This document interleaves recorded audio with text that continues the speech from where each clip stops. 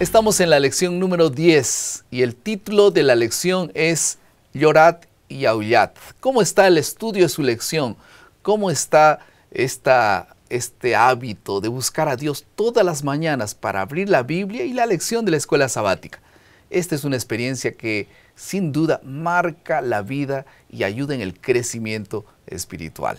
Para comentar esta lección está con nosotros el pastor Víctor Choroco, quien es vicerrector de la Universidad Peruana Unión en Lima. Bienvenido, pastor Choroco. Muchas gracias, pastor. Una alegría de estar con ustedes aquí y también con nuestros amigos que nos acompañan cada semana.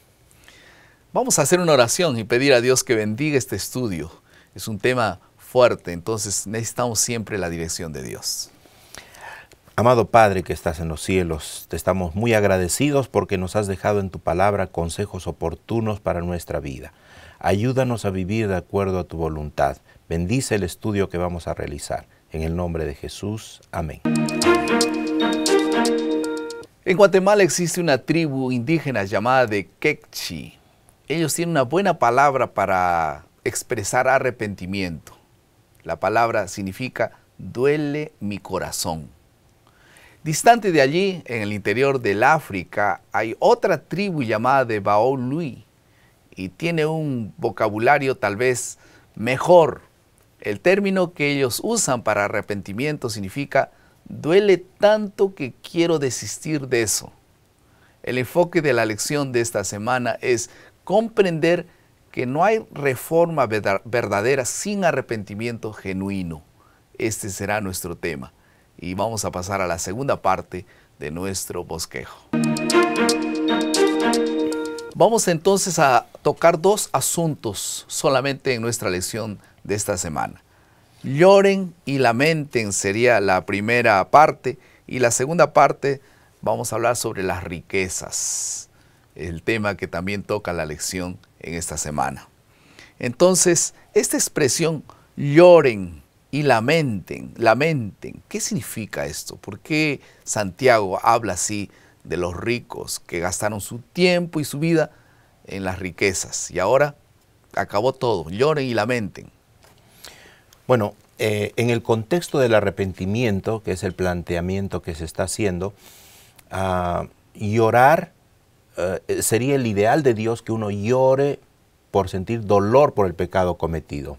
Así que esa palabrita que usa en esta tribu indígena es muy apropiada. Sentir dolor en el corazón por el mal que uno ha hecho. Entonces uno llora de tristeza por lo mal que se ha portado. Ese es un llanto producto del arrepentimiento, que sería lo ideal, lo que Dios busca, lo que Dios quiere de sus hijos, que vuelvan a Él. Pero en este contexto de Santiago, específicamente capítulo 5, ese llorar puede ser por otro motivo. Cuando leemos el pasaje del versículo 1, vamos ahora, ricos, llorad y aullad por las miserias que os vendrán. Una persona puede no sentir pena por el daño que ha cometido, sino puede llorar por el miedo, por el pánico de las consecuencias que se vienen. Y aquí, aparentemente, los ricos se les anuncia que van a llorar por las miserias que le van a venir, ¿no? Entonces, es un dolor, es un llanto, es un clamor por el miedo a las consecuencias. Sí, pero no está hablando de los ricos que lloran por las consecuencias de qué. En realidad, el contexto de la lección está hablando de los ricos que ganan injustamente. Así es. Aquella riqueza, ¿no? Claro, para eso tenemos que ver todo el contexto, ¿no? Todo el contexto de Santiago capítulo 5, versículos del 1 al 6. Se está refiriendo a los ricos, no a cualquier rico, porque la riqueza en sí misma no es algo malo. Puede ser un don de Dios la riqueza, es un don de Dios la riqueza. Se está refiriendo aquí a los ricos que han hecho sus riquezas de manera injusta, ¿no? Basados en la opresión a los pobres. Y no solamente, lógicamente, hablando de la riqueza, y cualquier acto que uno comete y quiere ganar tal vez prestigio, quiere ganar alguna clase de favores, pero cometiendo injusticias, todo eso lleva como consecuencia los sufrimientos naturales, ¿no? Así es. Y entonces ahora la lección comienza a hablar un poco acerca de qué bueno sería que en vez de llorar el llanto del sufrimiento por las consecuencias de su pecado, puedan llorar el llanto del arrepentimiento, ¿no? Así es. Que es una aplicación que también se puede hacer. Por eso es que una de las bienaventuranzas dice, bienaventurados los que lloran, porque ellos serán consolados. El consuelo aquí es el consuelo del perdón. El consuelo que trae salvación. El consuelo que trae salvación. ¿En qué consiste esa tristeza que Dios quiere que tengamos? Hay un texto en 2 Corintios 7:10 que habla un poco sobre esto. Dice que la tristeza, según Dios, produce arrepentimiento. Así es. Hay dos tipos de tristeza, como dijimos. Y lo podemos ilustrar, yo creo, con el clásico ejemplo de Pedro y Judas. Los dos cometieron pecados muy graves. Pedro negó a su Señor, pecado terrible. Judas traicionó a su Señor, pecado igualmente terrible. La magnitud del pecado de ambos fue la misma magnitud. Los dos sintieron tristeza, los dos lloraron por lo que hicieron. Los dos, podemos decir, se arrepintieron de lo que hicieron. Pero hubo una gran diferencia.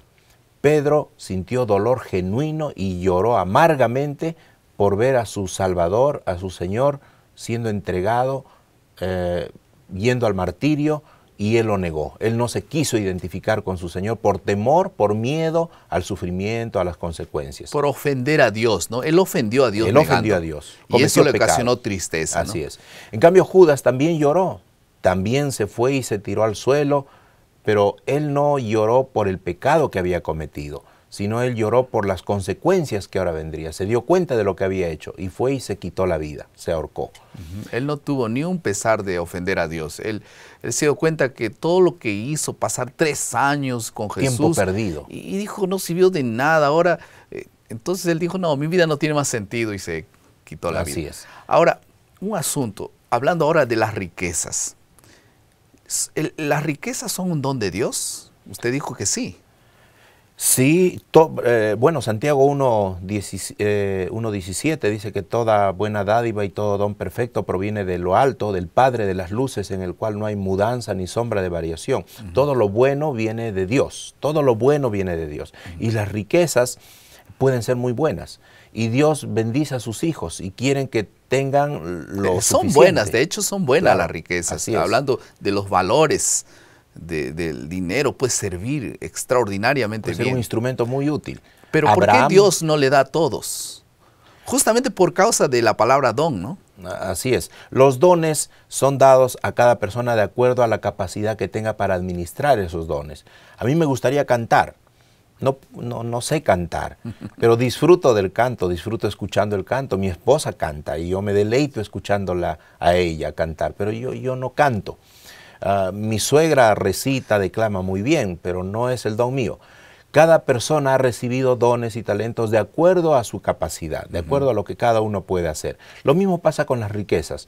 No todos administrarían bien las riquezas y lamentablemente hay personas que reciben las riquezas, pero no como un don de Dios, sino que lo han buscado ellos mismos, ¿no? En base a la avaricia, y no hacen un buen uso del dinero.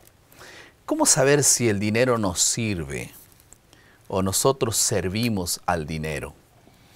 Bueno, la palabra servicio es la palabra clave, ¿no? La palabra servicio. Si nosotros servimos a Dios, y esa es la clave, si nosotros servimos a Dios, entonces el dinero nos va a servir a nosotros para hacer la voluntad de Dios. Pero si nosotros no servimos a Dios, entonces nosotros vamos a servir al dinero, porque a alguien vamos a servir, a alguien vamos a servir. Vamos a servir o a Dios o a las riquezas, pero no podemos servir a los dos. Por lo tanto, si no servimos a Dios, entonces vamos a servir a las riquezas. Ahí está el libro de Lucas 16:10 al 13. Dice, el que es fiel en lo muy poco también es en lo más es fiel. El que en lo muy poco es injusto, también en lo más es injusto. Pues si en las riquezas injustas no fuisteis fieles, ¿quién confiará lo verdadero? Y el versículo 12 dice, y si en lo ajeno no fuisteis fieles, ¿quién os dará lo que es vuestro? Ningún siervo puede servir a dos señores. Ahí está lo que acaba de decir. Entonces todo depende a quién servimos, ¿no? Así, la palabra clave es servir. Si sirvo a Dios, el dinero me sirve a mí. Si no sirvo a Dios, entonces yo voy a servir al dinero. Una última pregunta. ¿Lo que puede producir la búsqueda de las riquezas solamente por causa de las riquezas, ¿no? Mucha gente busca ganar un poco más y esto no es pecado, hacer todo lo posible para tener algo más. Pero si esta búsqueda es solo por el hecho de buscar riquezas, no tiene mucho sentido, riquezas acumuladas, como dice la palabra de Dios, y esto produce cosas terribles, ¿no? Claro, la riqueza no es un bien en sí mismo. La riqueza puede ser un instrumento, un medio para servir de bendición a otros. Pero si uno no sabe usar bien las riquezas se pueden convertir en una maldición. Y en el contexto de Santiago... Como un fin en sí mismo, ¿no? Claro, como un fin en sí mismo. En el contexto de Santiago, aquí el apóstol es duro con los ricos porque se está refiriendo a ricos que se han enriquecido a costa de la pobreza de los pobres, que no les han dado su jornal. Correcto, su jornal adecuado. Su paga diaria. En esos tiempos, la gente recibía su salario del día y con ese día iba al mercado a comprar su comida del día. Cada día recibía su jornal e iba al mercado a comprar su comida. Por lo tanto, no darle su jornal un día al jornalero significaba posiblemente que él y su familia se quedaban sin comer.